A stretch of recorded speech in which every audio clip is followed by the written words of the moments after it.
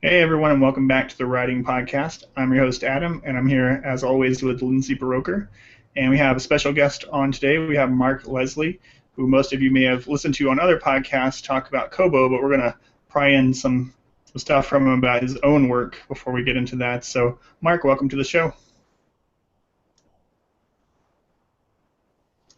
And then the little trick where I unmute my microphone and I say, "Thanks, Adam. It's great to be here." No worries. Like I said, we have plenty of time to edit all that out. No one watches live, right? So. All right, so we'll just get started, kind of where you get started, like we always do. So, how'd you get started in writing in general, especially your chosen genre? If you want to tell us about that, and self-publishing. Yeah, well, I mean, I've always written scary stories. I've always written things like horror, basically, but darker fiction. Probably because I'm the world's biggest chicken. I'm afraid of the dark. I'm afraid of the monster under my bed. And you can't tell me he's not real. I will refuse to dangle my arm or my feet over the bed just in case he reaches me. And so a lot of the writing that I took, a lot of the writing I participated in ended up always tending towards the darker realms.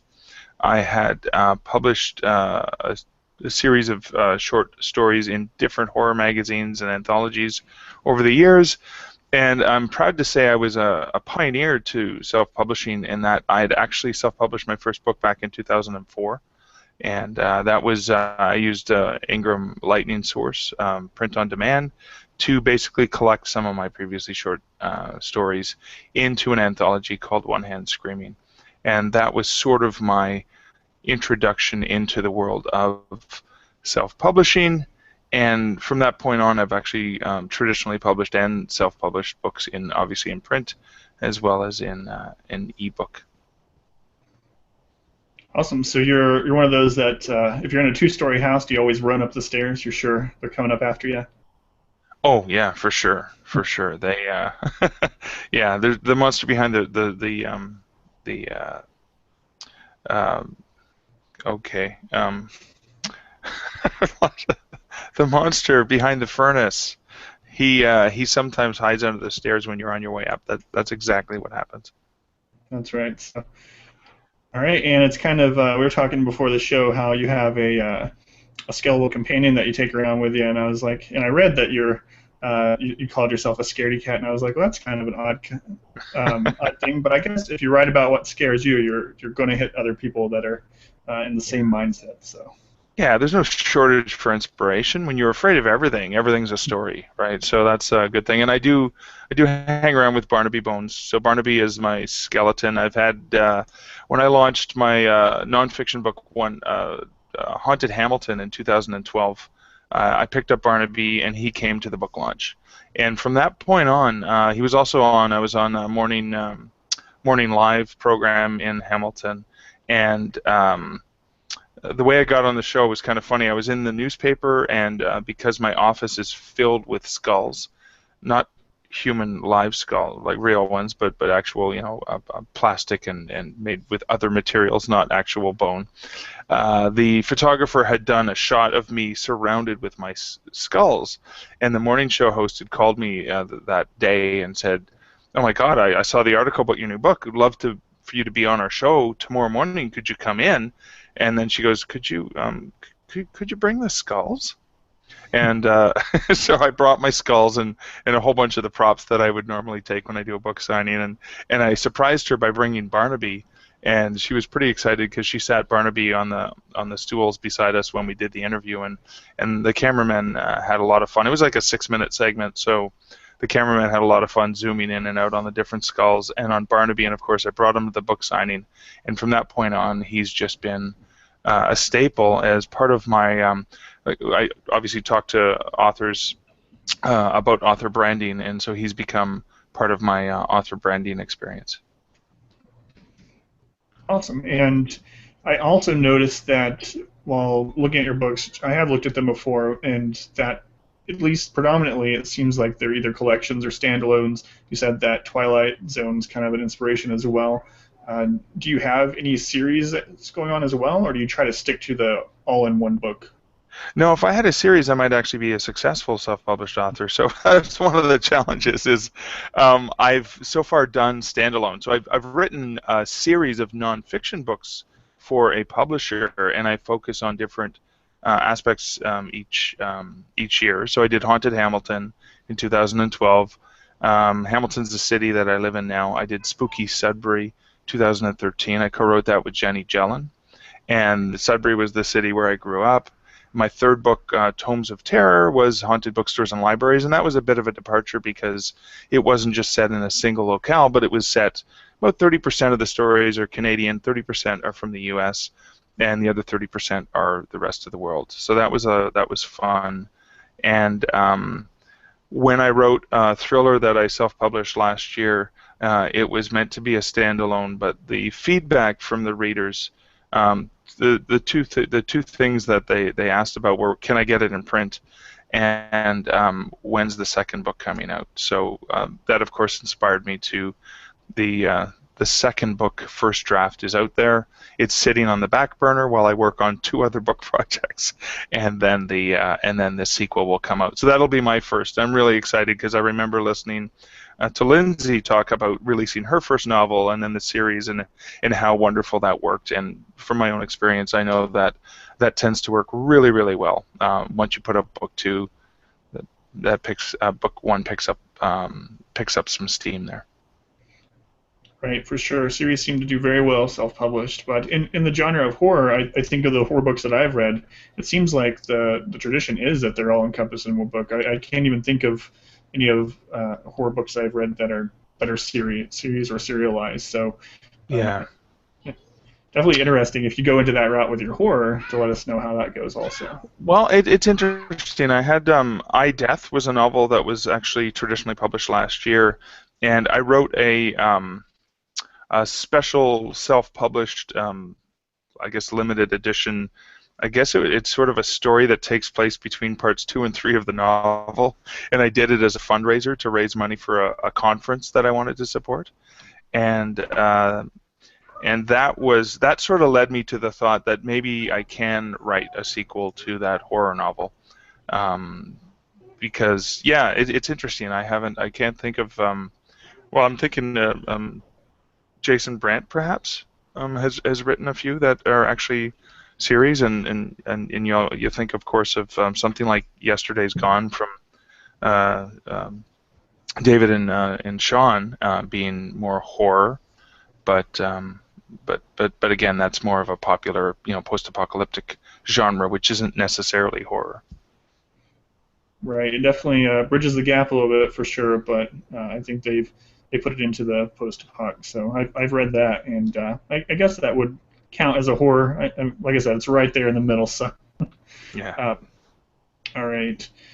So with your books, I mean, obviously you got started writing in the horror genre because that's what you liked.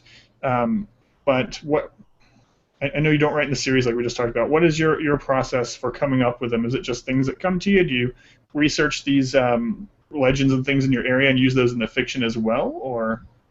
Yeah, it's interesting because it's only been in the last few years that I have done the nonfiction books, and it was more of a I seized the opportunity. I've worked in the industry for almost a quarter century, and I was actually at an industry event, and I heard a publisher say, "We have always wanted to publish a book of ghost stories about Hamilton," and so therefore I pitched a book of ghost stories about Hamilton to them, and that was sort of being in the right place at the right time and doing the right pitch, and that was basically sight unseen. I sent them a one-page proposal for a book I hadn't written, and they came back and said, well, the board has approved it, they want to publish it, we could put it in this fall's catalog, can you get it to us in a month? And I hadn't even started the book at that point, and I said, sure, yeah, I could do that. No problem. And so that's when the actual research began. And the great thing about researching for a book of ghost stories is there is no shortage of people who will share their story with you. I mean, one of the best ways to research my book is to go to a book signing, because when I'm sitting at the table, half of the people who approach me will share their own unique story. And some of those stories end up becoming inspiration for fiction. and then of course other ones obviously go into the nonfiction book. So that I think the process for me for fiction is I usually start by kicking around the idea for a while. I guess the challenge that I have, because I work really, really long hours, I don't just work a regular 40-hour a week job. It's probably more like 60, closer to 80 hours in some cases, just because of I enjoy it so much, which is, I guess it's a good problem to have, is finding the time to actually write is the big challenge. And so I'm stacked with probably 3 book projects on the go at any given time. And so when a new idea comes, you jot that down, you plant it in the back of your head, and you go, all right, this is great. I'm not going to be able to work on that until, and you're looking out, 6, 8, 9 months away before you can even pick up on that. And you wouldn't be a real author if you didn't have 2 or 3 books going at once, right? So. Yeah, exactly. All right, and so a kind of hot topic, I guess. It seems to come up every now and then lately on forums and things. We're actually going to have Libby Hawker on the show next week to talk about her new book on outlining. We like to talk about outlining or process in general, whether you do that or not. So what is your process for creating the actual book or, well, story plot go? Yeah, I am actually a pantser. I do very little outline.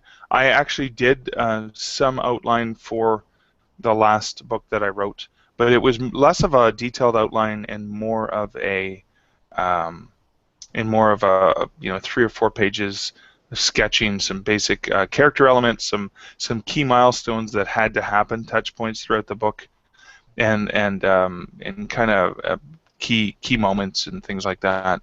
So I think I'm learning over time that the outline does actually help. I've tried to do story beats, and I'm not always successful at doing a full, proper, fleshed out outline. So I'm more of the school of you just sit down and write, and it'll come, and thank God, 9 times out of 10 it does. Awesome. And definitely there's nothing wrong with pantsing. Like I've said before, there are some great novels that have been written like that. Sometimes, though, one of the major critiques that we've gotten lately or that you see on forums is things start to kind of meander or you reach those writer block points. Do you get that as well, and how do you overcome those type of things? Yeah, so I mean, the great thing about, writer's block happens for a variety of reasons, but one of the great things that I encounter when I feel that, oh God, I don't know what to do next, is I have so many projects on the go that I will stop working on this novel and go back to this story I was working on, or I'll flip from the fiction piece to the nonfiction piece, or and particularly, I've also learned, even when I encounter that, when I'm trying to focus on just getting one novel done, like during NaNoWriMo or something, where you've got a limited time period and you're trying to get it done, is I'll just skip that scene and jump to the next one. And I think I heard, I don't know if it was your forthcoming guest, I don't know if I heard her on a different podcast talking about that, saying the great thing about outlining is you can jump around. You don't have to write the novel in a linear fashion. You can easily insert the touch points, and I learned that myself when I was working on the sequel to Evasion, the thriller that I released last year, where I was having an issue with a particular scene early in the book, and then I just jumped way ahead and started a scene later on. And then as I was fleshing that scene out and developing it, it gave me what I needed to fix what had blocked me in the first place. So um, nothing begets writing like more writing, I suppose. Right, and it is kind of nice when you can go write any scene. Like you said, you can also do that if you're a pantser as well. If you have a rough idea of things that you want to happen later on, and it may um, open up things for you to go back and add. So another one of the problems that people say is that, well, I don't know what's going to happen, so I can't put foreshadowing and stuff in there. So how much do you find yourself actually going back and adding that, especially with things like horror or? Yeah, it's interesting because I will find when I do a rewrite that I will see something that I didn't see the first time. That a scene later on in the book will speak back to me, and I mean that's part of the magic of just get that first draft out, because you put it aside. I tend to have to put it aside for a bit. I try to put something aside for a week or 2 weeks, or if not longer, so that I'm not stuck in that novel in the process of writing it. I can step back and look at it with a new perspective. And it's often that second run through that I go, oh, I almost did something here. If I tweak this a little bit, that's the foreshadowing I need for later on. Sometimes it happens automatically. Sometimes I find stuff I don't even remember putting in there. But I find that that's where that second pass allows you to do the tweaks. I just handed in a story. There's an anthology that Kevin G. Anderson is editing, and it's stories inspired by the rock band Rush. They're a Canadian band, and on my second pass, I was under tight deadline to get it done because I had other projects in the works, and it was like, the last day before it's due, and I went back. I stopped writing. I took a break, had dinner, came back to the story, and that's on the second pass that I went, oh, I found something, because there was something about the ending that was bugging me, and I found that little thing that went, aha, this is how these two things connect, and I felt really, really satisfied. Awesome. And so is that horror stories from the band Rush? I mean, what is that? No, it's more of a speculative fiction or science fiction style story. But yeah, I mean, there are fantasy. A lot of Rush songs were, obviously inspired by fantasy or science fiction, and in other literature. So it's a really fun book. It's mostly people from the science fiction and fantasy realm who are contributing to this particular anthology. So there will probably be a lot of that that sense of wonder throughout the entire anthology. All right, awesome. And so I have one main other question I have down here for you before I pass it over to Lindsay. So you mentioned earlier that your career takes you, 60 plus hours a week, which is something you like doing, but it still leaves you with less time to write and things like that. So with balancing a really demanding career as far as time-wise, the rest of your life, and writing, what does your writing schedule look like? Write whenever you can, actually schedule it out, or? Well, I typically try to schedule at least one day a week where I get up really, really early. I mean, I used to, when I took the train into work, I used to write on the train, and when I stopped taking the train into work, I would get up an extra hour or two. And you really have to discipline yourself not to check email first, not to go on Facebook first, but to try and get the writing done, and then use that. Oh, I'm going to check email, or I'm going to wish everyone a happy birthday on Facebook. Do that after you get the writing done.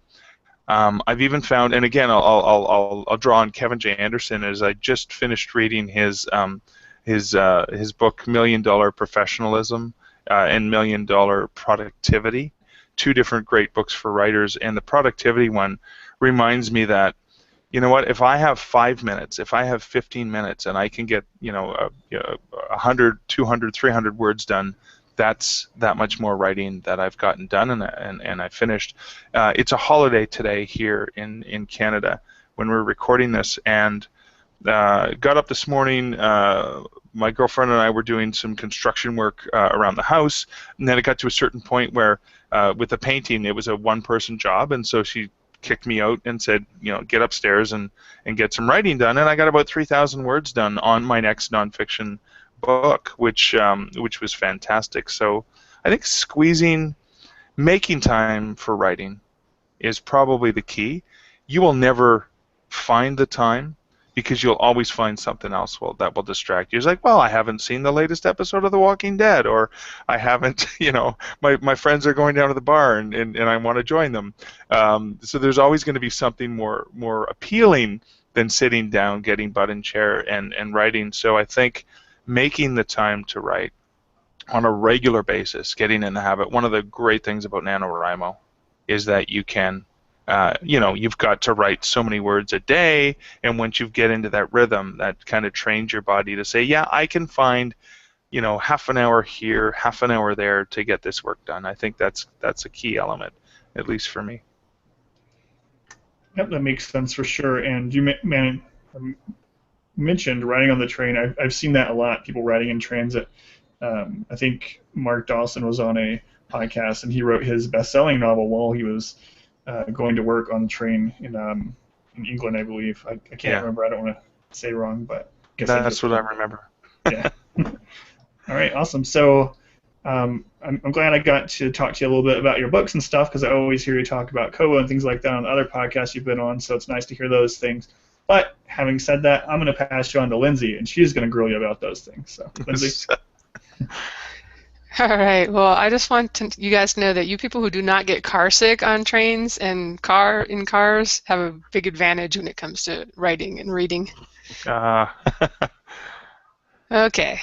Before jumping into the Kobo stuff, I'd kind of like to ask you because you have all this, I don't know, from watching what other authors are doing on Kobo and everywhere, you probably have some good insight into what's working and what's not. So I'm curious what a book release for you looks like. Like, how do you launch it? Well, I think a book release for the author, for the author who is serious and professional, that the book release is a planned event, because I mean, so Kobo, for example, has allowed pre-authors ever since we pre-orders were allowed on Kobo in general. Independent authors have been able to pre-order. So that was an important element for us. Amazon recently allows you to pre-order as well, and I believe Apple, if you're publishing direct, allows you to set up pre-orders. Smashwords would let you do pre-orders. So I think part of the reason why a pre-order becomes important is that part of creating buzz. I mean, Lindsay, you have enough fans that there are people who are in high demand who want to see your writing, like the street team or the people who are eager to read your book before it's released. That gives you an opportunity to get some reviews posted before the official release date, which is very much in line with what traditional publishers have always done. I've been a bookseller for a long time. I mean, even my very small publisher for iDeath had this advanced reader's copy version of the book available, and I mean they made a limited number of them, not as many as like Random House or one of the big publishers would make, but that was to send it to Publishers Weekly and to send it away to reviewers in the hopes that before the book came out 3 months later, it could get reviewed. So I think starting to think about and plan the buzz and the excitement before the book's release is important. The other thing I'd have to say that's kind of important is, unlike traditional publishing, where it's all about the first 90 days, the beautiful thing about this when you own your own rights is you can make money. It's not going to just be in a bookstore for the first 3 months and then it's gone and it will never be on the shelves. You can continue to make money with this book, as much money, if not more, in year 2, in year 3, in year 4. So even though there's excitement and buzz around the launch, I think there's even, in my heart, there's more excitement and buzz around the money that this continues to make you forever. I launched my first book more than 10 years ago. I still make money off of this book that I self-published 10 years ago. If that was traditionally published, it'd probably be out of print by now. Yeah, that's definitely a good way to look at it. And I almost write off the first book sometimes. Like I send out a mailing list announcement and a few things, but I'm really waiting till I can get like 3 or 4 out in the series and then start running some BookBub ads on book 1. And it seems like that's, I mean, I do see people who launch and do really well with their first book still, but yeah, it's not like that's your only chance for sure. Yeah. You kind of, oh, go ahead, sorry. No, it's all right. It's all right. Well, you were mentioning pre-orders at Kobo, and I was wondering because I'm actually going to finally get a cover done soon enough to to do a pre-order. Yeah. I know on some of the sites, like on Amazon, it doesn't really count towards your ranking on release day, so it's questionable how worthwhile it is over there.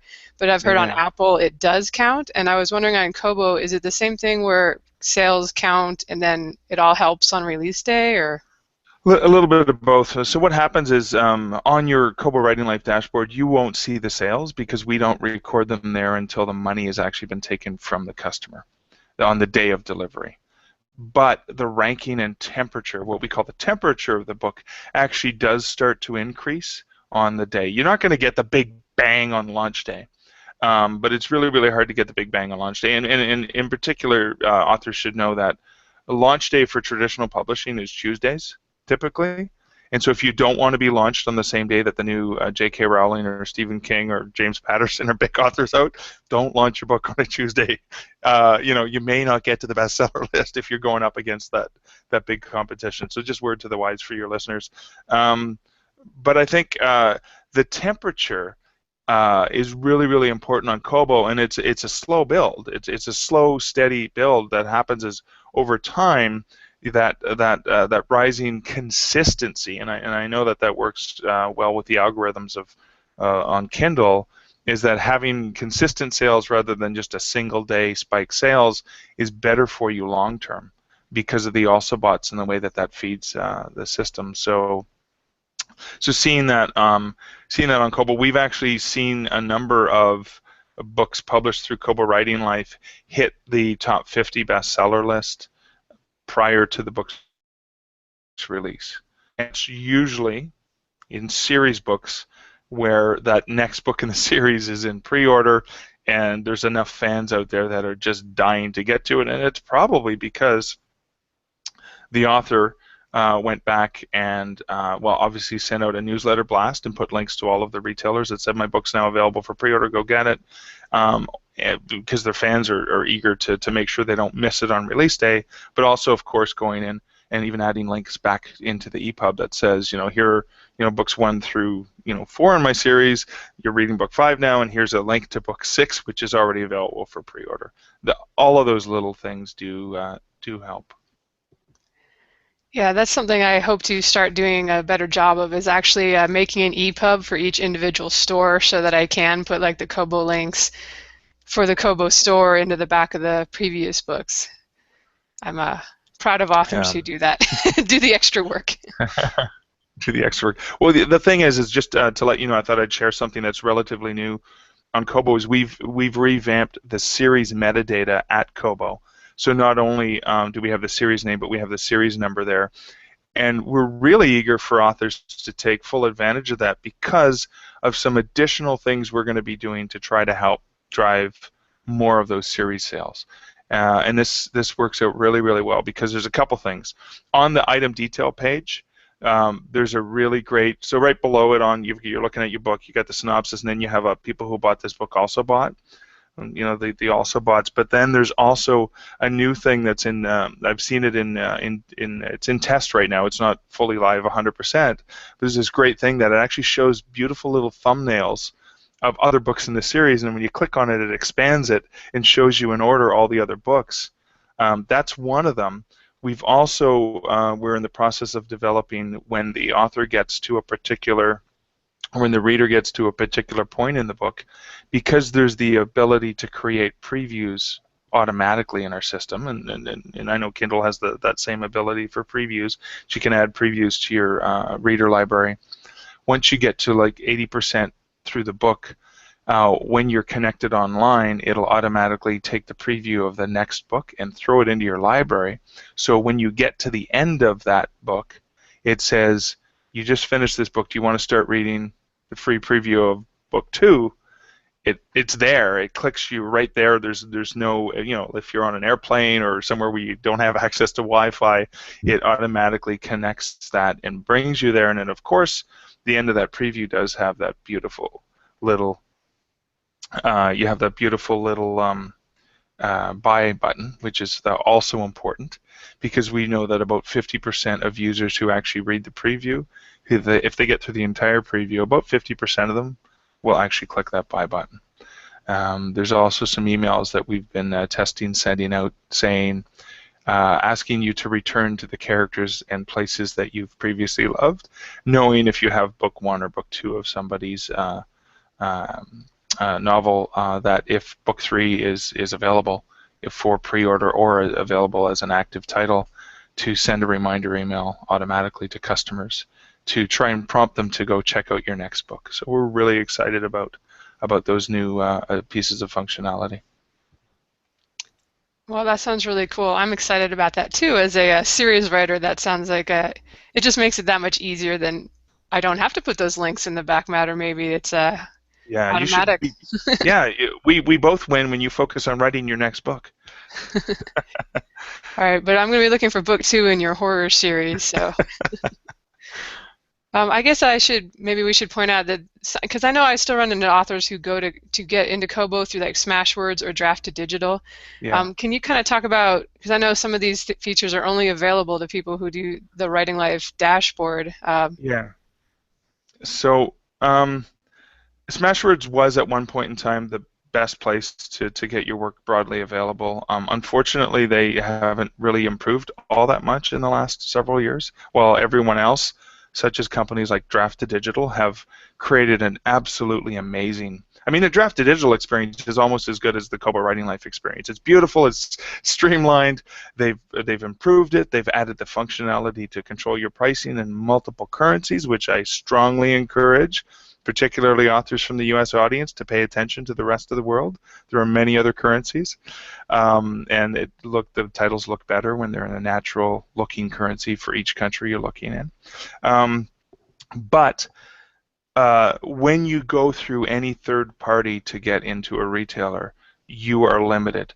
Updates will take longer, and your ability to control things. So, for example, I mean, in Kobo Writing Life, you can control your price in 8 different currencies, and we do quote 24 to 72 hours, but for the most part, your updates happen within a few hours. There are also some forthcoming promotional opportunities that we are currently in the process of developing for Kobo Writing Life. That is kind of like, imagine having BookBub built right into your author dashboard. So if you wanted to be featured in a promotion, instead of having to go online somewhere and to fill out a form and to manually, maybe here's my ISBN, here's the link, here's the title, here's everything you need to know. If you're already in there in your dashboard, we already know that data. If you want to be, if your book is eligible for a forthcoming promotion or feature spot, you click yes, I'd like to be considered for that feature spot, and we can automatically port all your data over so you don't have to manually rekey it. And then, of course, if the development continues to move on track well, giving you an opportunity to see how effective that promo was, so you don't have to manually, pull out spreadsheets and figure that all out for yourself. So I'm really excited about that, but unfortunately for authors who may be coming to Kobo through a third-party aggregator, they won't have access to this fun and excitement that we're in the process of building.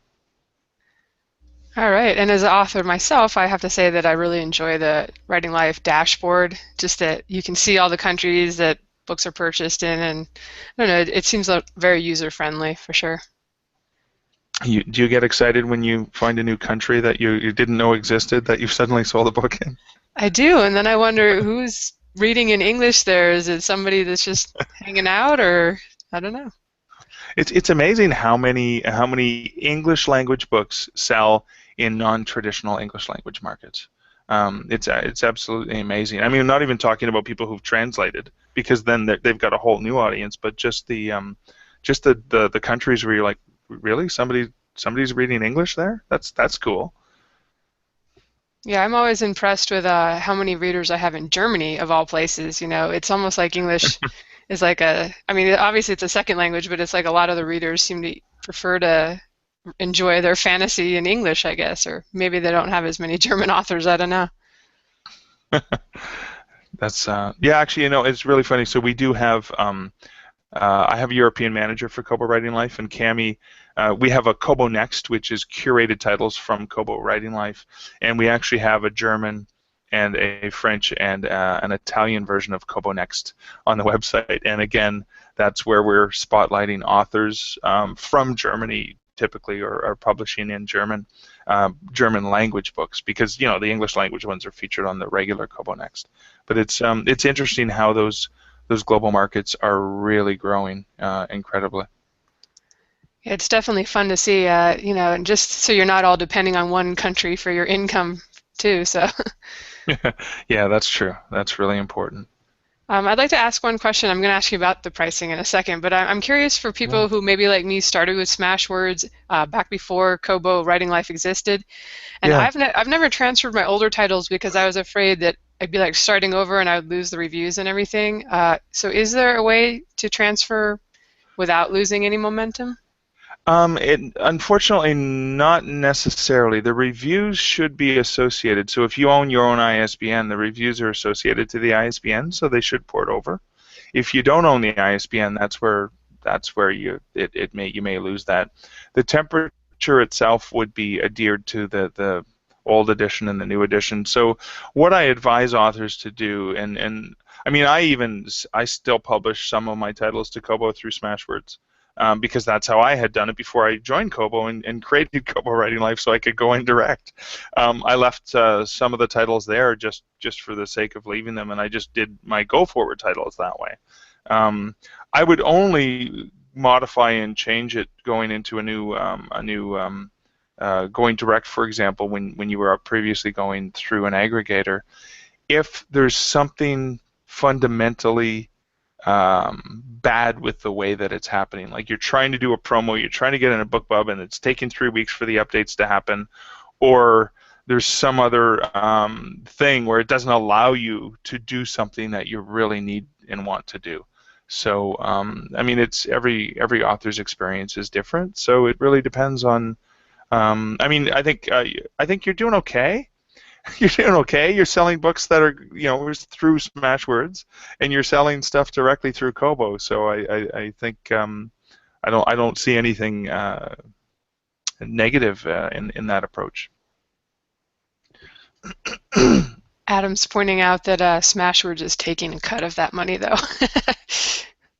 Well, that's true. They are taking a cut of the money. So of course, every third party that you introduce between reader and writer takes a slice of that pie.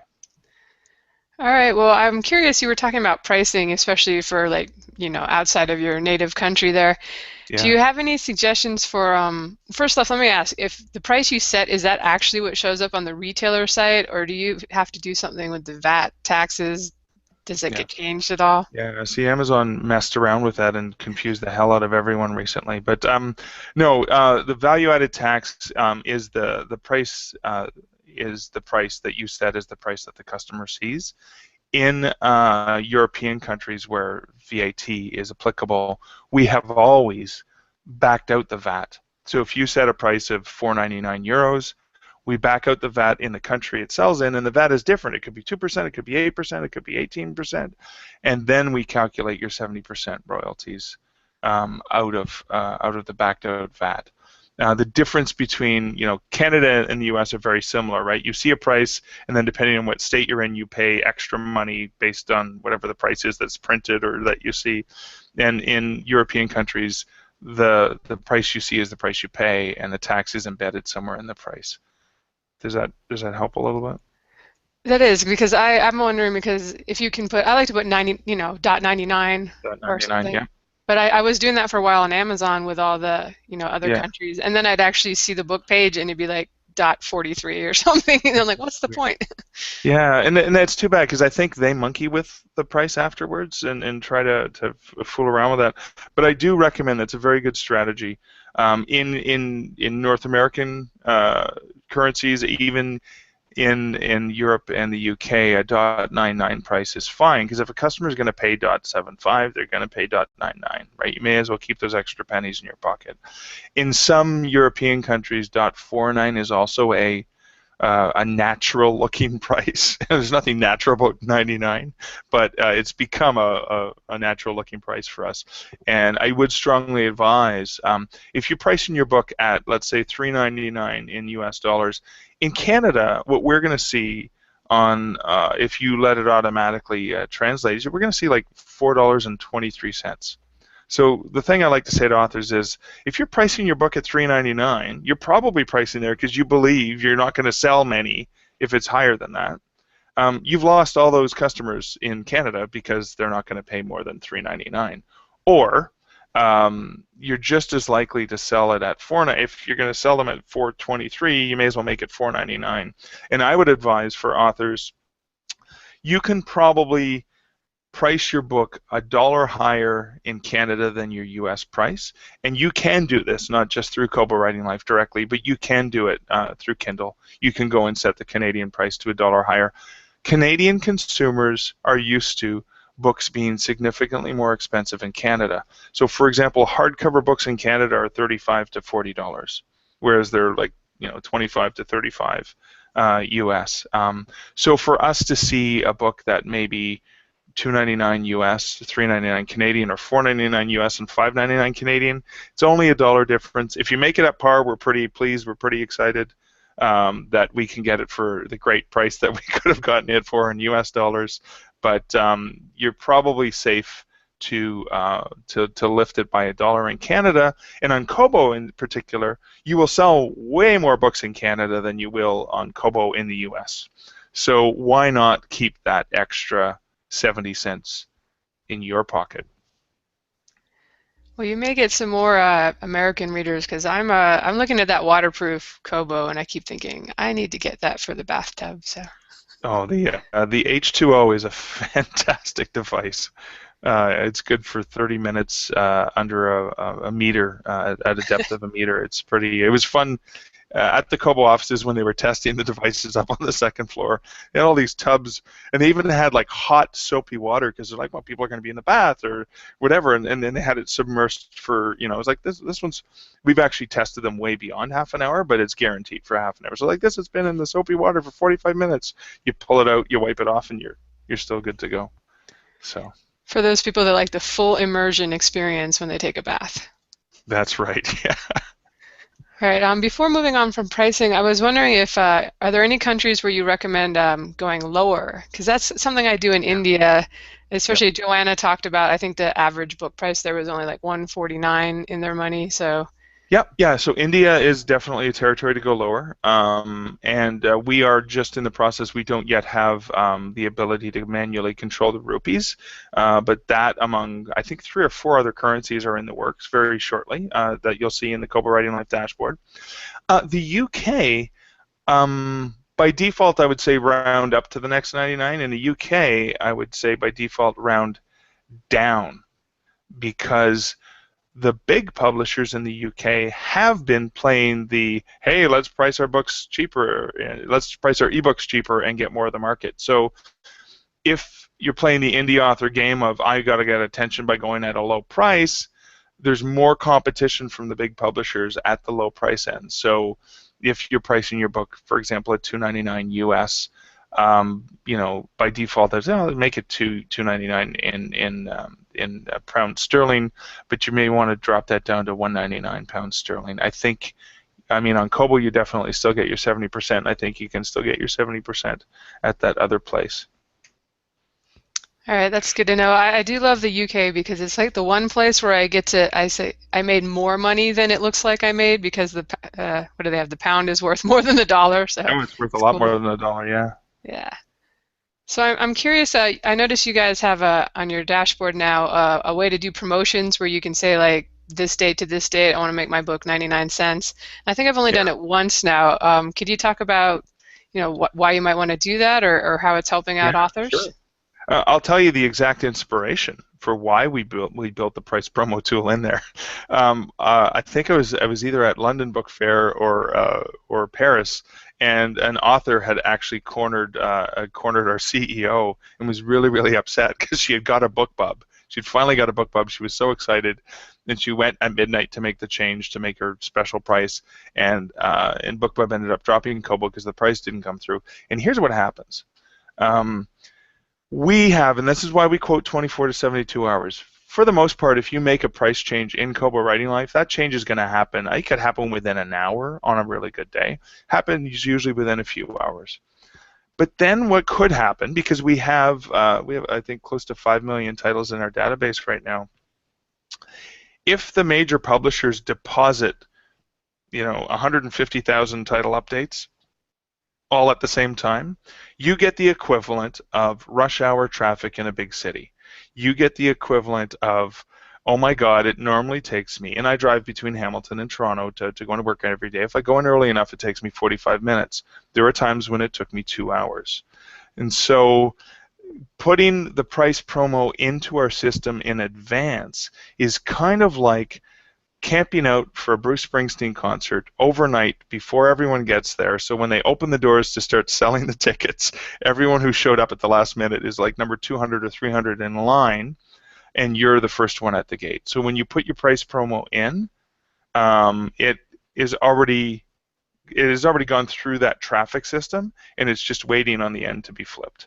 So it's like getting that advanced notification that something's going to happen.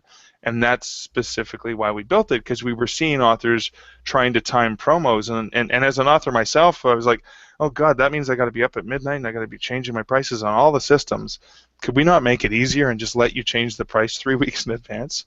We also do send you out a reminder email. If you've scheduled it at least 48 hours prior to when you wanted it to change, we send you a reminder email that says, just reminding you, your book's going to change in 48 hours to this price. If you want to cancel it, do it now. And again, there's going to be some more things going on. There's going to be more things coming up that will allow authors to set things in advance so they're not having to scramble at the last minute. Definitely a good idea. You do not want to screw it up if you are lucky enough to get a BookBub promo. Yeah.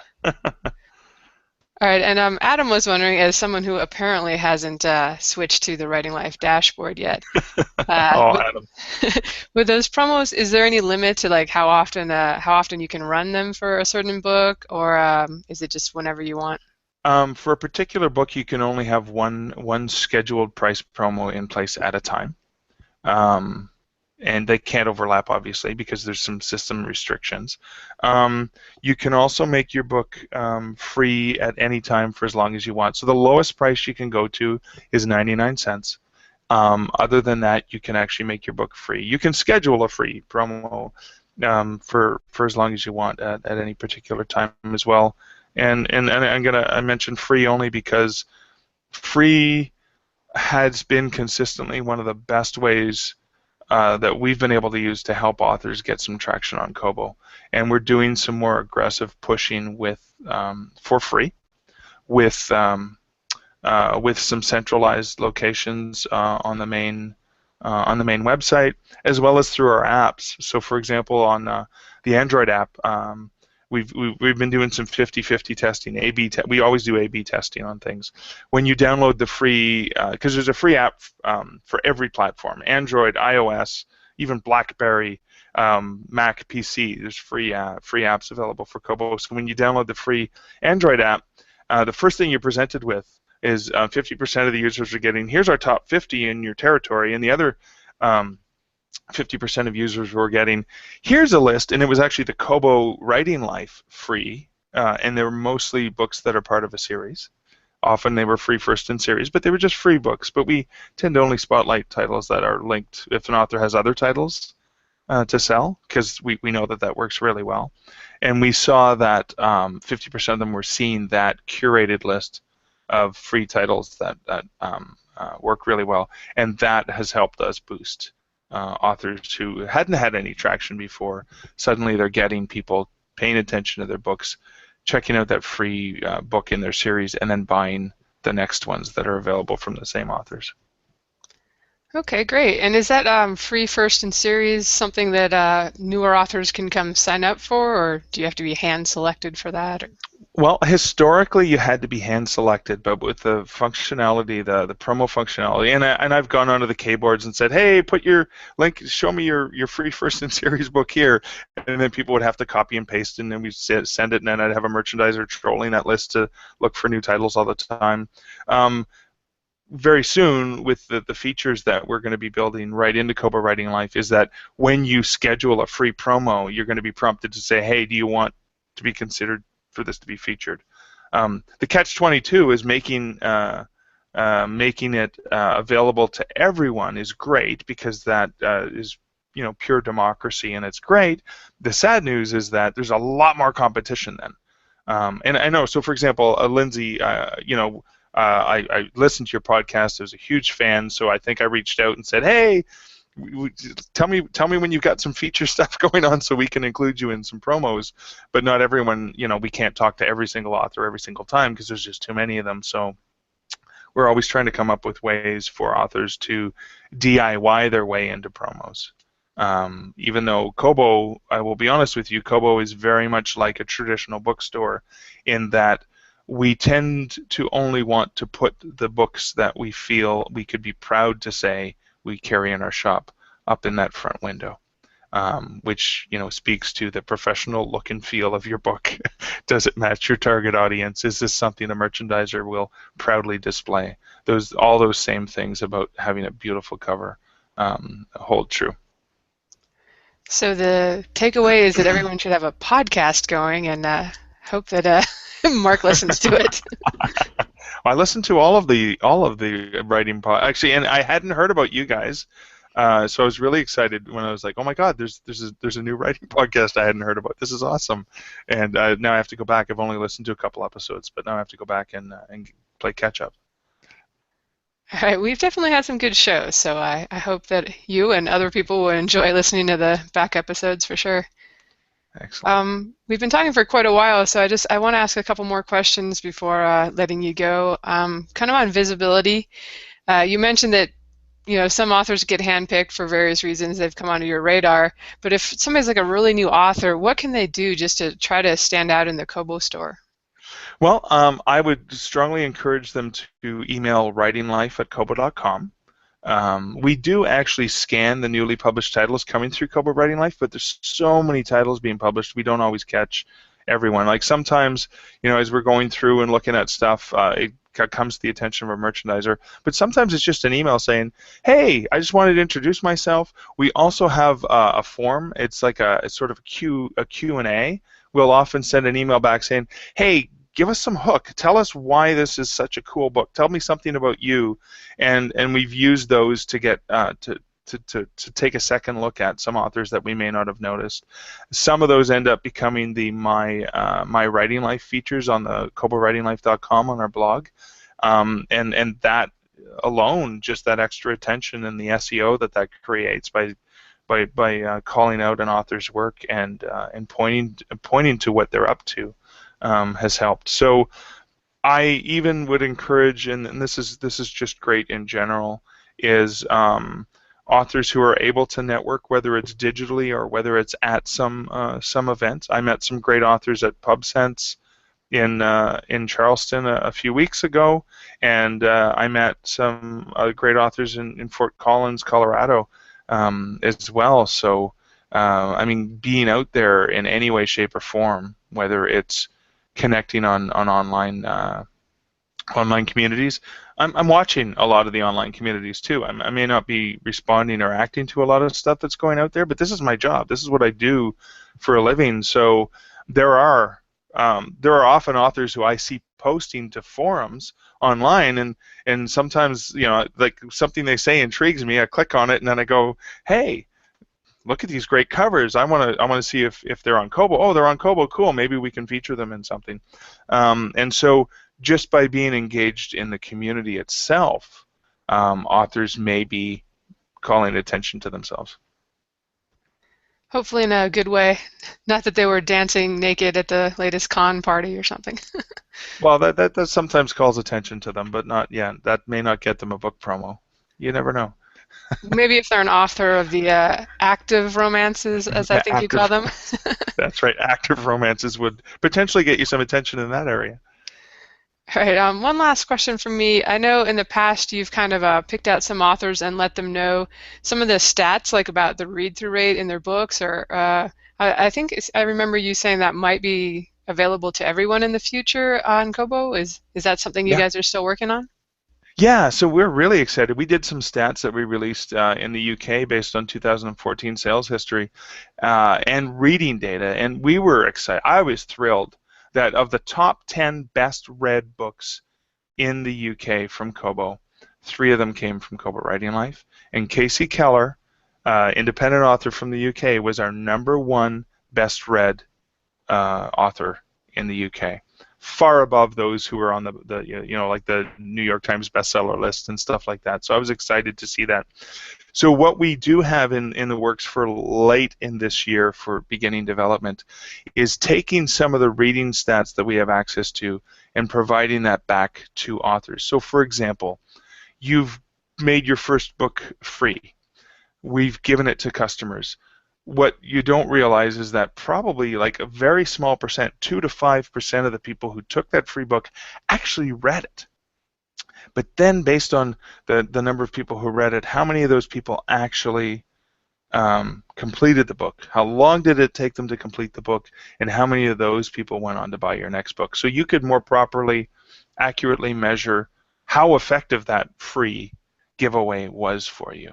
Similarly, if you were to understand that, on that novel that you were arguing with your editor about, that chapter 5 where you did this and the editor was suggesting you should have done that, or your beta readers gave you that feedback, and you went ahead anyways and did this and realized that, oh wait, 90% of the people who read the book stopped at chapter 5. I wonder if I should have listened to my editor or beta readers. Indie authors have the ability to make those changes. Whereas in traditional publishing, that's like, whatever, we're already on to the next season. Who cares? Not who cares, but it's like, done deal, move on. Whereas an indie author's like, wait a second, I can recover this. I mean, I did it myself, where I had really crappy covers on a couple things, and then I went back and redid the covers, and lo and behold, oh wow, they started to sell.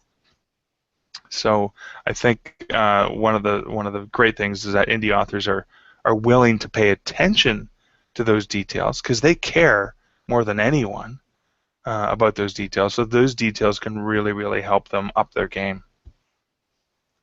All right. Well, that sounds like it's going to be a great tool, and I'm not sure if I'll use it or be too paranoid to look. Be like, what do you mean not everybody finished my book? But most people don't. You realize that most people don't finish most books they read. So it's a devastating. Now, I statistically, indie authors tend to fall far above the average of the industry when it comes to people completing their books. I was really, really pleased that on average, you will fare far better than people who you see on the New York Times bestseller list at your local bookstore. That's good to know. Yeah, you'll have to put that in the dashboard along with the tool. Is put like some bestseller that nobody finishes, so we'll feel better about ourselves. Or just the industry stat saying that, in this category, and in this category, 67% of readers don't finish the book in this time period. So if your completion rate's 70%, you're laughing. It's not a bad thing. It's a great thing. There you go. That's what I'll be looking for. All right, I'm going to go ahead and hand you back to Adam to kind of wrap things up here. So take it away, Adam. All right. All right. So I did get some questions sent to me while you guys were talking. I think some of them you actually went over already. I'll just read through them, and if we've covered them in detail, we can just skip or tell people, to go back in the show and figure it out. So. Right. All right.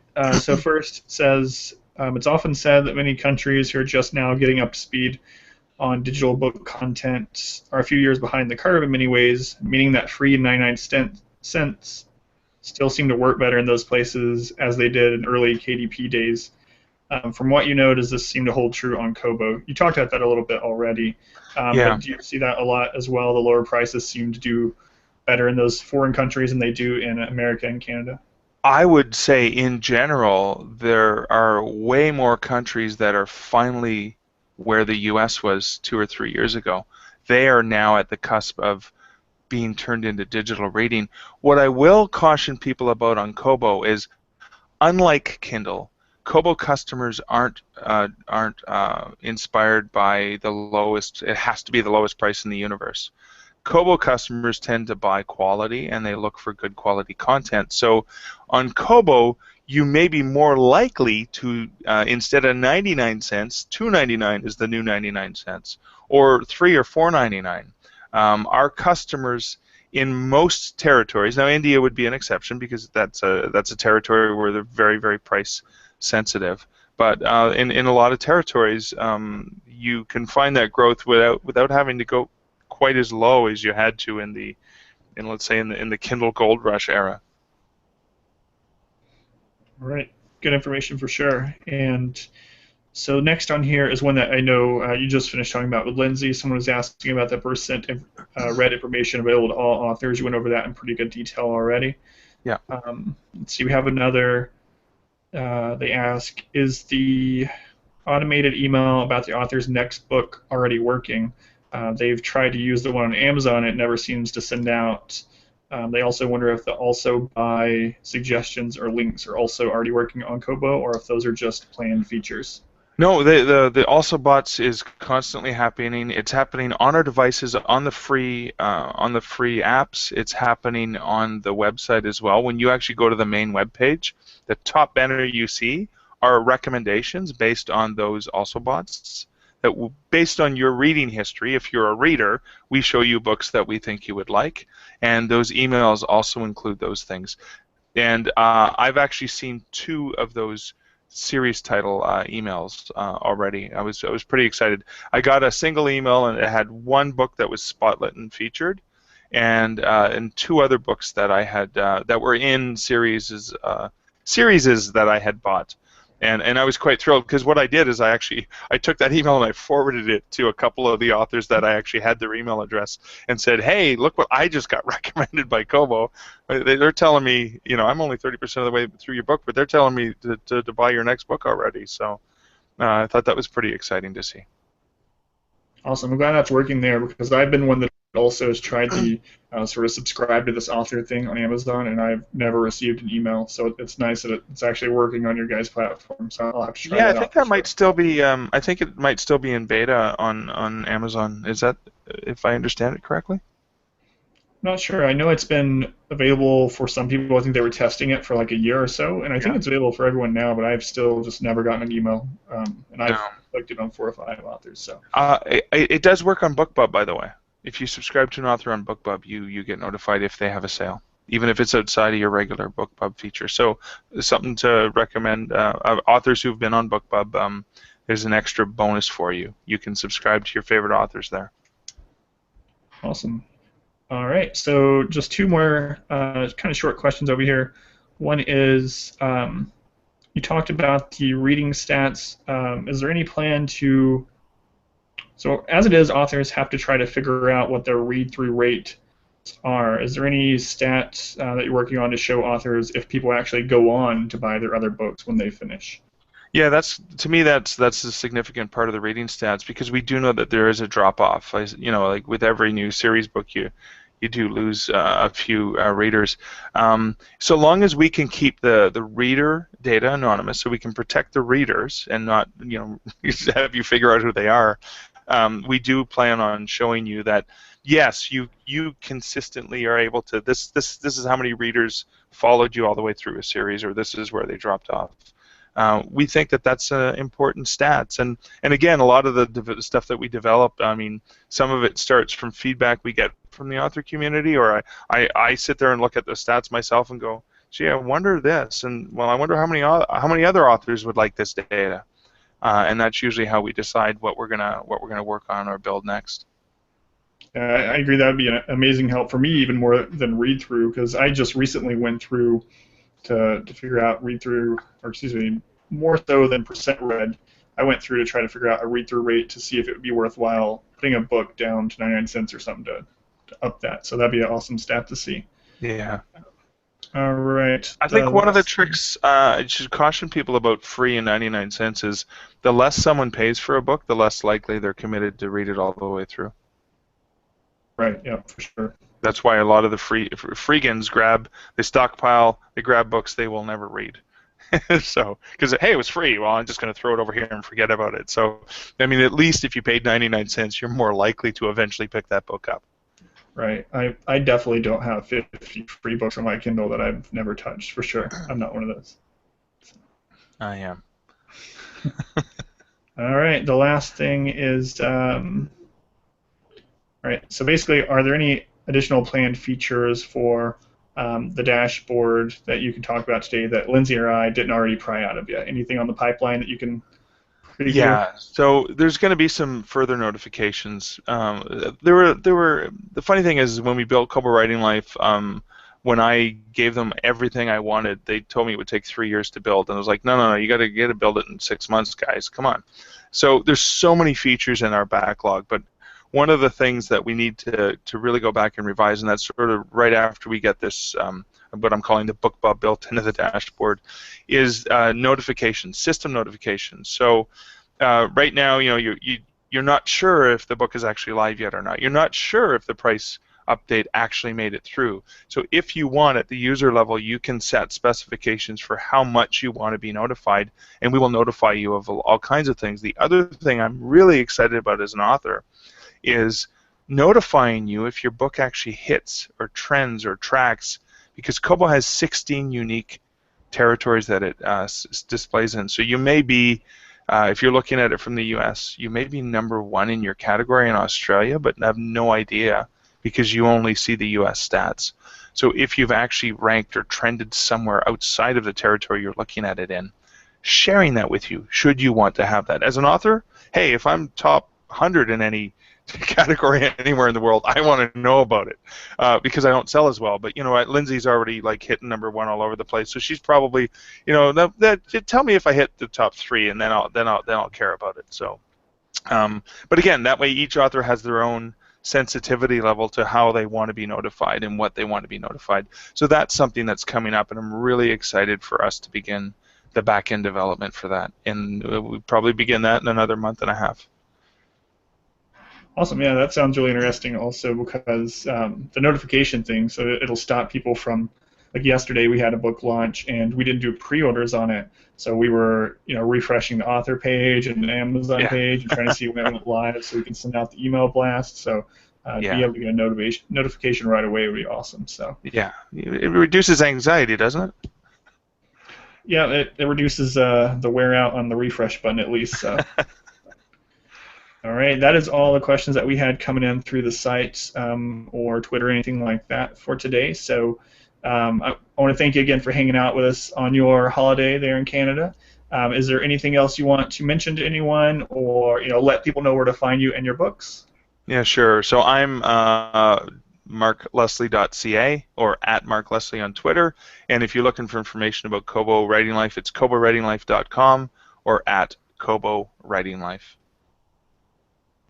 All right, awesome. And for anyone watching or listening in the future, if you want to come back and check out all the links, show notes, things like that, we'll link to the authors that Mark's talked about. The link for this show is going to be thewritingpodcast.com/14. And again, thanks for being on the show, Mark. We'll have to have you back once you get some of these features going and talk to you some more about it. So, thanks. It was great to be here. Or when he gets his second book in his series out. Exactly. All right, and for everyone, next week we're looking to have Libby Hawker on the show, so that's going to be at a slightly different time. It's going to be 3 Pacific next Friday, which I believe is the 10th, so I'll double check, but I'm pretty sure it's the 10th. So we'll have her on to talk about her new book on outlining, which should be a really interesting show also. So until then, again, thanks for listening. Bye-bye.